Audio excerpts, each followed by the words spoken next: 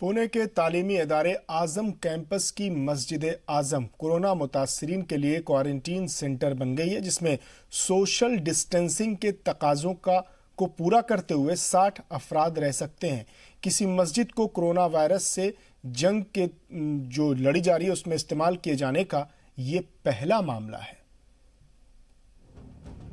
पुणे की खूबसूरत सी मस्जिद आजम, जो कल तक नमाजियों के लिए पसंदीदा मुकाम थी, लेकिन आज कोरोना मुतासरीन की आरामगाह यानी क्वारंटीन सेंटर बन गई है।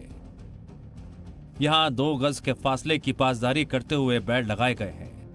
इस मस्जिद में 60 ऐसे लोगों के रहने का इंतजाम किया गया है जिनकी कोरोना की रिपोर्ट नेगेटिव आई हो और एहतियात के तौर पर अलग रहने की सलाह दी गई हो।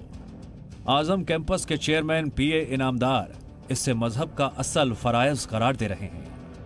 सबसे बड़ी बात ये कही गई है कि हर इंसान को दूसरे इंसान के वक्त में काम में आना चाहिए। और इसका जो मतलब ये है कि अमल वाले इस्लाम की, अमल वाले मज़हब की रिक्वायरमेंट आज आ चुकी है, फ़िलॉसफ़ी वाले नहीं।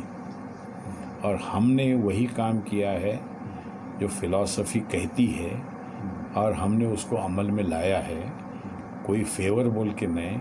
क्योंकि हमारे भारत में हज़ारों सालों के बाद इतना बड़ा चैलेंज वाली बीमारी आई है और गरीब से गरीब, अमीर से अमीर, कोई भी आगे पीछे इसके अंदर नहीं रहा है। जिसको बीमारी आ गई वो जा रहा है।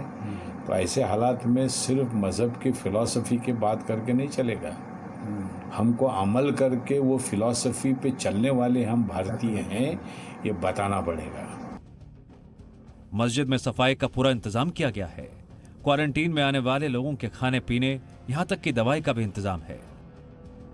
मस्जिद में बने इस क्वारंटीन सेंटर में वो सभी इंतजामात किए गए हैं जिस तरह की गाइडलाइन इंतजामिया की जानिब से जारी की गई है। ये इबादत गाह मस्जिद जैसी एक मुकाम को कोरोना वायरस से लड़ने के लिए एक क्वारंटीन सेंटर बनाना एक बहुत ही अहम फैसला है। और ये मैसेज भी देता है कि मज़हब जो है वो सिर्फ इंसानियत की खिदमत करने का नाम है। महज इबादत भी इसी को कहा जाएगा अगर आप किसी इंसान की जान बचाने में कामयाब होते हैं। मैं साइद खान, जी मीडिया के लिए, पुणे।